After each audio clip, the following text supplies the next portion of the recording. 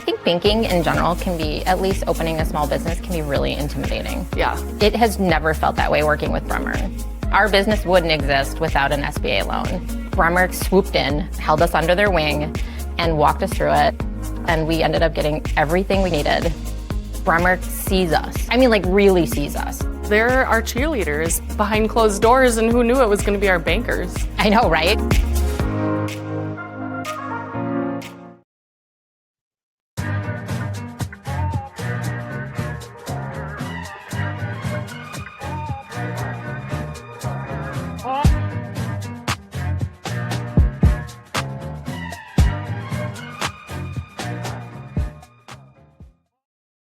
Hey everyone, and welcome to another episode of the Financially Fit Podcast. I am your host, Andre Creighton. As always, I'm excited to be here with you all today. I think today we have a topic where we're going to double down on our need to diversify and build that financial resilience. I think that this is a topic that we need to discuss in more depth, specifically because of the changes that are occurring within the new administration and how they might affect us. I think that it's important to be attuned and to not be avoidant of understanding the policies that are being put in place, the executive orders that are being made by the new administration, and in turn figuring out how does this impact me, and do I need to make any adjustments to my current financial strategy that maybe I've had. Maybe I'm on a 5-year plan, maybe I'm on a 10-year plan, or a 1-year plan even. But do I need to make adjustments to that given the new facts and information that I have? And I love that last piece that I just said around, like, do I need to make adjustments based on the new facts that I have? As many of you know, I'm a CFO at a company, and I also the head of revenue operations for that company. And I too, as a CFO and a head of revenue ops, are always thinking about what are the new facts that I'm being given in my role that are going to affect not only the risks that we're taking as a company, but also how does that drive our growth strategy, and are there any changes that I need to make to that growth strategy given the information that I know today? So I'll give you an example of that. Excuse me. A couple of weeks ago, the Trump administration mentioned that they were going to put a pause on government funding, um, particularly affecting the public education sector. And if you didn't know, I work for a technology company that is heavily, as a vertical, focus in early childhood education. We just started to delve down a partnership potentially with an undisclosed public early child care center that is a franchise across the country. So large opportunity, big vision for where we thought we were going growth wise into 2025, and how this would impact our revenue growth and our strategy going into 2025. This had been planned out in October, November 2024 when we started to do our budgeting. And then the new administration comes into office, and we were kind of blindsided, right? Because if that pause or the funding does not go to these public educators or systems, then it's potentially that deal could fall all the way through because they won't have the funds to do so. So this is just an iteration of, are the facts that you know today, do they change what you are thinking is your financial strategy moving forward? So I want you to keep that in mind as we continue to think about this. So let's dive in and talk a little bit about diversification and why the importance of diversification is so important today. So as you think about diversification, what I'm really getting at is we want to make sure that we have multiple buckets of income, assets that we can pull from, and some are going to be liquid, some are going to be short-term holds, some are going to be mid-term holds, some are going to be long-term holds. And having that diversification is so important because, quite frankly, like we want to have a doomsday. And many people in today's world today in the US might be thinking that, we are in doomsday now. Like doomsday is coming, depending on what your theories around policy and such are. Me personally, I don't think the doomsday is here. I don't think the doomsday is coming. I do think that some significant challenges are ahead of us as consumers and people within the United States, particularly around what I want to focus around is the tariffs that the new administration is looking to implement. I know there's a pause on Canada, there's a pause on Mexico. They have imposed some tariffs on China, and there is likelihood that those new tariffs on potential Canada and Mexico will come later down the road. So if you think about all those things, you think about the goods that we get from China, the goods that we get from Mexico. Um, I'm not very attuned to, our trade policies and trade exports and imports with Canada, but specifically around Mexico and China, we get a lot of goods from them.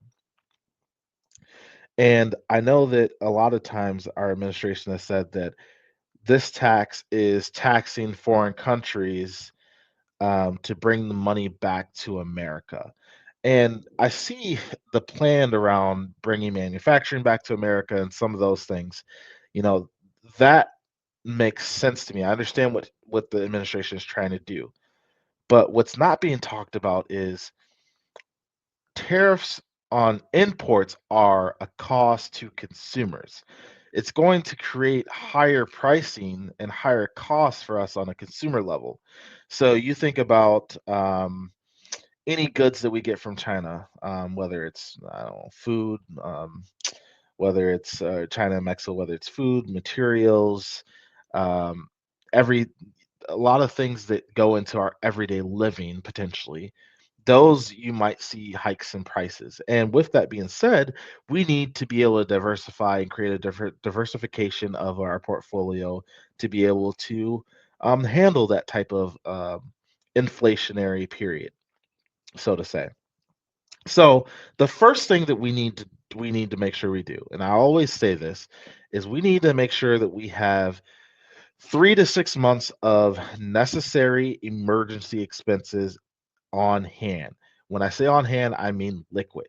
Whether that's in a savings account, whether that's in a checking account, whether that's in a money market, earning a little bit more on the interest rate, whether it's in a whole life policy that we can pull out tax free, we need to have liquid assets ready to go should things one get more expensive, should there become mass layoffs due to the pressures uh, and pricing hikes to businesses.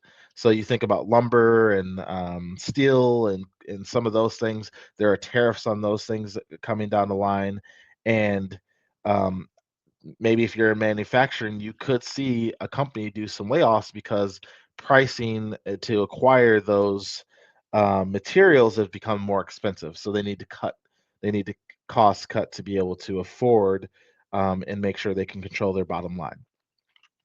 So we want to make sure we have emergency savings. Number two, we want to make sure that we have retirement in place. This is long term because the nice thing about retirement money is while we don't want to pull it out before the age to avoid those penalties, you do have the ability to pull them out if there is a hardship. Now, you still will be taxed on those things, but you have ability to avoid the penalty on that if you are running into a hardship. So I think that that's very important to have on hand, and also it's a long term type of ordeal as well to have that. The next thing is having a good balance within our stock and bond portfolio. So typically they say it's a 60-40 rule, 60% stock, 40% bond. Obviously, depending on your risk, your risk tolerance, those percentages can sway one way or the other. Um, whether so what we want to do is we want to make sure that we are tracking the market volatility of the stock market. As you know, in January, we've seen the stock market decline a little bit in respects to where it was at the end of the year. We want to make sure that if we're edging closer to that retirement age, and we plan to retire here in maybe the next 4 years during this administration, maybe we are making sure that we move more to bonds. Um, Maybe we're making sure that we move we're not going to get as much on a return as we would if we were in the stock market, but we are managing our risk. So I would encourage you all to make sure that we're constantly and frequently evaluating and rebalancing our portfolios over the next 2 to 3, 4 years. The other things that we want to do is we want to make sure that we have a life insurance policy in place. We want to make sure that we are able to protect ourselves and our families in case something happens. As you have seen, there are a number of catastrophic and unusual, infrequent um, uh, infrequent events that are occurring here in the United States, particularly around, we saw the wildfires in California. We've saw on a couple occasions now plane accidents that haven't occurred in over almost 2 decades. They're now becoming a little bit more frequent. I'm not saying that that's going to happen often, but we want to make sure that we have these things in place in case they do happen, so that we protect our family in the event that life is lost and ultimately income is lost for your family. So we want to make sure we have that protection. Um, and then the last thing is, making sure that if you own a home, understanding how much equity you have in that home, understanding really what is my ability to pull out, a cash refinance if things start to get tough. Just understanding the ability to pull that money, and ultimately just understanding what levers do I have to pull to be able to get liquid cash fast if I need it, is going to be the source of truth over the next, I would say, 2 to 3 years with this new administration, particularly probably in the first 2 years before we are at midterm elections. So, this podcast today is not meant to scare you all or to instill fear in anyone, but this podcast is meant to provide um, insurance. It's just like having health insurance, just like having um, life insurance or any type of insurance in your car.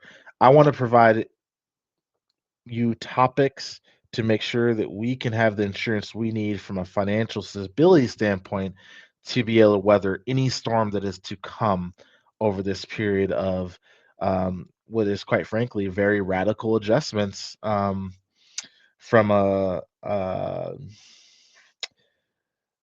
policy standpoint in comparison to what we've seen over the last 4 years. Not stating whether or not those things are right or wrong. I'm simply stating that they are radical changes from what we've seen in the past 4 years.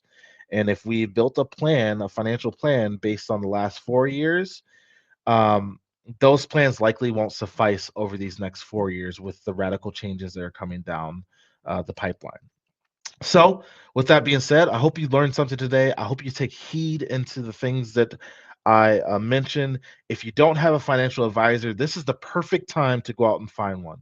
This is the time to take over your financial freedom and go find a financial advisor that fits well with you so you can have the proper planning that you need to make sure that you have your life set up for the next over the next 4 years to weather the storm for whatever policies and things that might come in place. So, as I always say, it's not about how much money you make. The power is in how much money you keep. I am your host, Andre Creighton. I'm so excited and happy to have been with you all today. And I wish you all the best, continuing on your path to being maniacal every single day towards your goals. And I look forward to seeing you all on the next episode of the Financially Fit Podcast. Take care.